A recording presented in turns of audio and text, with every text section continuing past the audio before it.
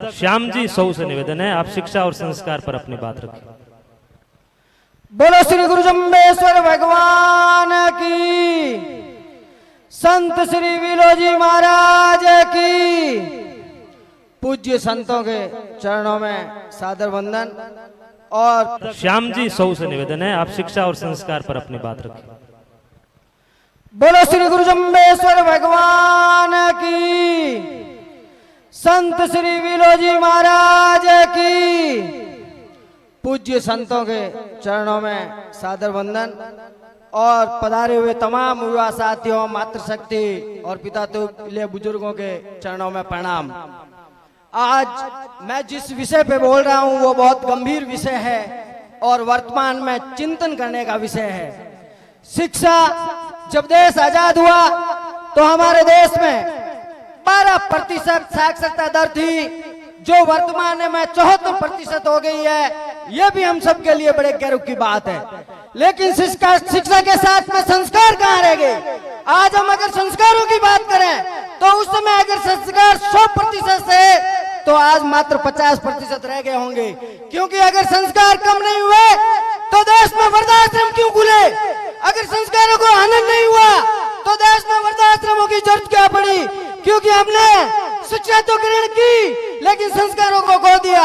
आज बूढ़े बुजुर्ग, माता पिता, दादा दादी सब हाशिए पे चले गए। हमने उस शिक्षा ग्रहण करके ऊंची ऊंची नौकरियां हासिल कर ली, बड़े बिजनेसमैन बन गए, लेकिन माता पिता को देने के लिए समय नहीं है, उनसे बात करने के लिए समय नहीं है अपने पास। इसलिए मैं समाज के युवाओं से निवेदन करूंगा कि वो शिक्षा के साथ संस्कारों को अपनाए, जामानी संस्कारों को अपनाए, अपने 29 नियमों पर चले, 120 शब्दवाणी को कंटेस्ट करे और शब्दवाणी के सार को समझे।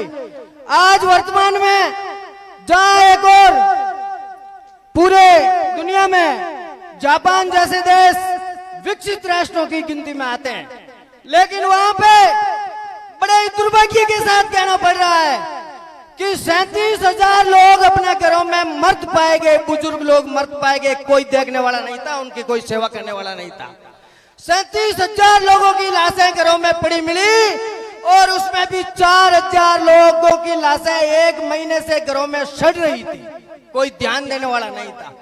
कितनी बड़ी चिंता का विषय है, कितनी बड़ी सोच का विषय है कि एक तरफ हम विकास की तरफ बढ़ रहे हैं, दूसरी तरफ हम संस्कारों को खो रहे हैं। इसलिए वर्तमान समय में आवश्यकता है कि हम चहुमुखी विकास करें, लेकिन बुजुर्गों को और माता पिता की सेवा भी करें। हम जहाँ भी रहें उन्हें अपने साथ रखें। मैं तो बहन बेटियों से भी कहूंगा कि आप अपने सास ससुर की सेवा करो, क्योंकि आपके पति आपके कहने में ज्यादा रहते हैं। आपके बिना वो भी अपने माँ बाप की सेवा कर नहीं पाते बेचारे। इसलिए मैं तो आपसे कहूंगा कि आप लोग अपने सास ससुर को माँ बाप समझकर उनकी सेवा करो, ताकि समाज में संस्कारों का हनन नहीं हो। धन्यवाद। जय हिंद।